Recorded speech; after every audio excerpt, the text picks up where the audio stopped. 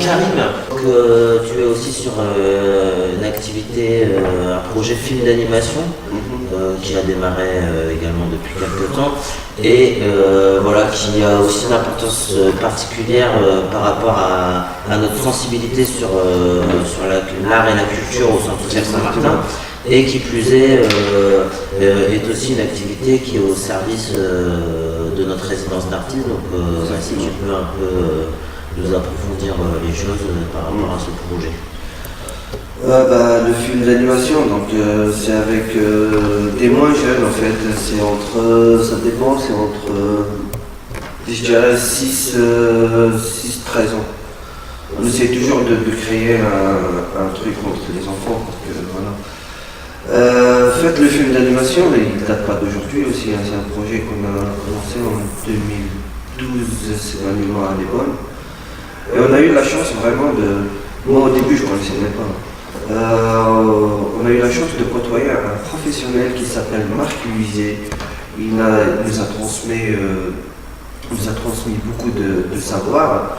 Et du coup maintenant nous les animateurs, on arrive à mettre en place ce qui nous a transmis Marc. Et du coup avec les enfants, on essaye toujours bien sûr de travailler sur tout ce qui est citoyenneté, enfin toutes les valeurs que le centre défend. Et le projet du film d'animation, il vient pour compléter, on va dire, c'est une brique du grand projet Harmonie en fait. Le projet Harmonie, c'est un big projet, c'est une résidence d'artistes où on essaye de mixer trois disciplines. Donc il y a le hip-hop, il y a la musique et il y a le film d'animation qui vient se greffer. Donc c'est très dur à réaliser, c'est très difficile à s'adapter déjà à ce public et à la demande du big projet en fait. Et du coup, nous, on se réunit chaque vendredi de 16h30 à 18h30 pour qu'on essaye petit à petit de ramener notre brique, bien sûr, à ce big projet. Et bien sûr, c'est toujours le travail des enfants. L'animateur, il est juste là pour dire, pour encadrer, en fait, de dire ça, peut-être il faut couper comme ça il faut faire ça, c'est tout. Mais sinon, le gros travail, c'est les enfants qui imaginent l'histoire, qui écrivent l'histoire, qui font le storyboard, et c'est eux-mêmes qui tournent, qui filment et tout, parce que quand on et Marc, ils ont appris certaines choses, et avec moi aussi, ils ont appris d'autres choses, d'autres logiciels. Maintenant, ils commencent à manipuler un petit peu le matériel, un peu le montage, un peu ceci, cela. Mais ça reste vraiment un projet, moi ça me tient à cœur, parce que en dehors de mon travail, si vous voulez, c'est mon loisir en fait, j'adore ça. Ça fait du bien, mais bon, aujourd'hui on n'a pas vraiment un matos qui va nous permettre de faire des films, voilà, mais on a ce qu'il faut pour répondre à la demande du big projet en fait.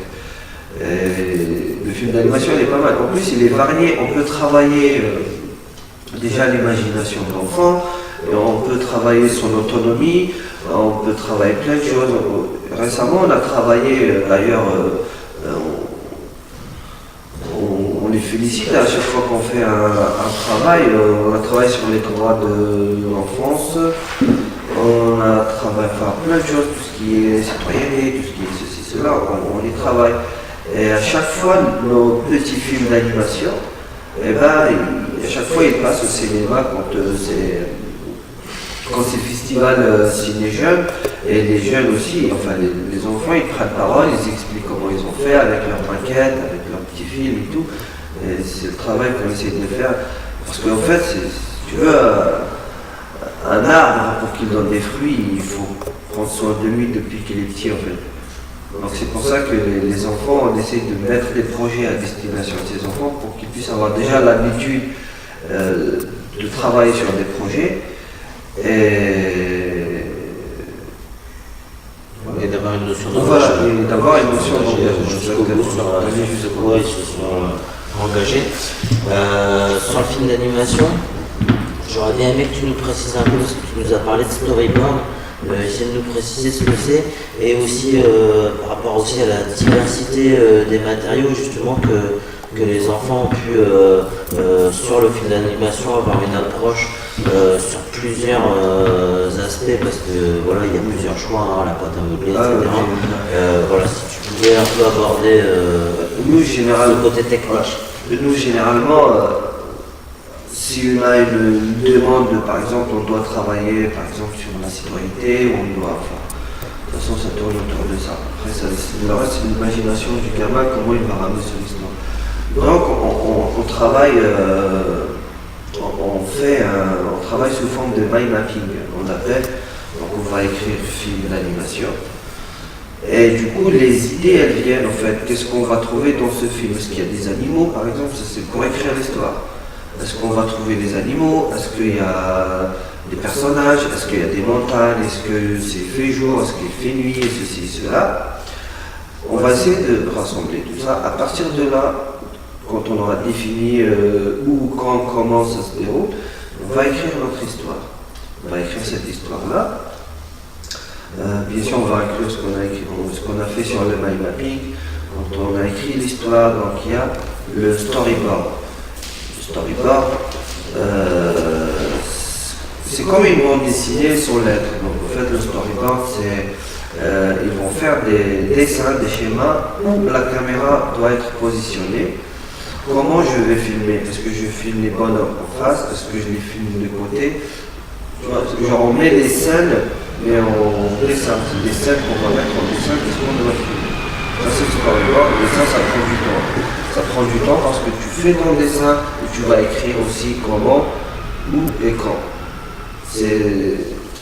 Après il y a le choix de la matière, est-ce que ce sera un film de dimension ou un film 3 dimensions, ou est-ce que ce qu'on va tourner comme ça, ou est-ce qu'on va tourner de profil. Ce choix-là, il se fait avant de commencer l'histoire. Ça peut être du papier, ça peut être du papier, ça peut être de la pâte à modeler, la pixelisation. La pixelisation. Nous, on travaille souvent avec la pixelisation, on appelle ça le stop motion en fait. Pour faire une seconde, il faut savoir, il faut 24 photos. Et donc la pixelisation de manière concrète, c'est... Comment tu peux nous la définir? Alors, nous, comment on travaille avec ça? Il y a plusieurs méthodes. Après, nous, on essaye, bien sûr, pas d'aller au plus simple, mais c'est dur aussi. Hein. On peut faire la pixelisation, on peut la faire avec juste un appareil photo. Un appareil photo, mais ça prend du temps et on peut user l'appareil photo parce qu'il faut à chaque fois prendre 3 photos. 1, 2, 3 et bouger un petit peu le bonhomme. Ce qui est... Enfin, il y a des trucs positifs et il y a du négatif. Hein. Le positif, par exemple, on va avoir un rendu qui est beau. Parce que c'est un appareil, il est puissant aussi. Mais ce qui n'est pas bien, c'est que par exemple, imaginons que le bonhomme il tombe, je ne sais pas où est-ce que je vais le remplacer. C'est pour ça qu'on travaille avec un logiciel et on travaille avec une webcam, parce qu'on n'a pas beaucoup de moyens pour qu'on puisse acheter une vraie caméra. Pas se le permettre. Donc on travaille avec une webcam et un logiciel. Donc ce logiciel-là, les enfants ils vont le programmer. Déjà ils vont donner le titre de la scène, ils vont mettre combien de photos ils vont prendre à chaque prise. On peut mettre 3 jusqu'à... Voilà. Et après, dans ce logiciel-là, il y a une petite option qu'on peut juste glisser un petit peu pour voir flou. Mais c'est fait exprès. Pourquoi voir flou? Pour voir où est-ce que je dois positionner et comment je vais avancer en fait. Même si mon bonhomme il tombe, j'ai toujours mon flou. En fait, j'ai 2 images superposées en fait. Donc, si mon bonhomme il est tombé, je peux le reprendre avec mon flou, je sais exactement où est-ce que je vais le mettre. Et ça c'est un kiff hein, pour les petits. Ils adorent jouer avec ce logiciel. Il coûte pas cher. Hein. Il coûte pas vraiment très très cher ce logiciel. C'est ça la pixelisation. Donc on bouge le gamin, on clique, on a déjà 3 photos. On n'a pas besoin de cliquer 3 fois, on clique une fois, on a 3 photos. On bouge un petit peu les gamins, ainsi de suite, jusqu'à ce qu'on arrive à créer une action, un petit bonhomme qui marche sans vraiment le bouger. En fait, c'est des photos qu'on bouge sans les bouger. Après, il y a une autre méthode, c'est la 2D, donc on filme comme ça. Là, on a notre plan de travail, on filme de là. Là, c'est avec du papier. On ne peut pas faire pâte à modeler, mais on travaille avec du papier en fait. C'est pas mal aussi de travailler avec du papier. D'accord, donc les enfants ont l'occasion justement à travers cette discipline qu'est le film d'animation d'aborder Voilà. énormément d'univers à l'intérieur même de cet univers. Et donc, ils travaillent avec de la pâte à modeler, ils travaillent avec du papier, ils travaillent. On se filme. On a fait, il n'y a pas longtemps, nous avions fait un petit. C'était parce qu'ils étaient vraiment très excités, c'était impossible de travailler. On avait fait un petit montage, on a joué entre nous. Il y avait un petit enfant, c'était Walid, je crois, il était derrière le PC, tout est réglé, caméra, projecteur et tout. On a fait un petit film d'horreur. Un petit film d'horreur, mais ça ne fait pas peur. C'est les enfants qui avançaient, on prend les photos, ils avancent et on voit comment ça s'enchaîne. Si on met juste un peu de musique, franchement, on va avoir peur. Et en plus, on peut s'appuyer sur d'autres animateurs, sur tout ce qui est lumière et tout. Voilà, on n'a pas tout le savoir. Il y a d'autres animateurs qui peuvent nous donner un coup de main, par exemple. Ce serait bien de mettre le projecteur et de filmer comme ça serait bien de. C'est vrai qu'on a notre groupe, on travaille avec, mais à chaque fois on essaie de voir avec d'autres, qu'est-ce que tu en penses de si je fais ça.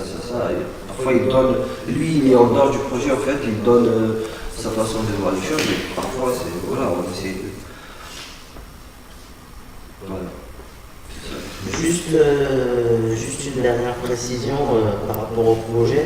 Vu que nos projets à dimension artistique comme le film d'animation ont aussi pour but de valoriser les enfants quand on les produit, cette discipline-là, contrairement à la danse ou les arts vivants, la musique, etc., ils ne sont pas directement sur scène. Donc dans toutes les productions, on s'efforce quand même d'utiliser justement la méthode de pixelation dont on parlait, pour mettre les gamins vraiment dans le film. Donc ça veut dire soit ils sont directement dans le film, s'ils n'ont pas pu par rapport à l'histoire, etc., qui se déroule en pâte à modeler ou quoi que ce soit, on les retrouve quand même dans le générique. Ça fait que ce sont des enfants de l'ombre à la base, mais on essaie quand même un minimum de les mettre en lumière pour les valoriser. De toute façon, c'est obligé, valoriser le travail d'un enfant, c'est obligé, sinon le pauvre, pas le pauvre, mais sinon il ne va pas croire à ses capacités, alors que c'est faux. Il faut toujours, il faut être derrière, il faut l'encourager, il faut montrer son travail. C'est pour ça que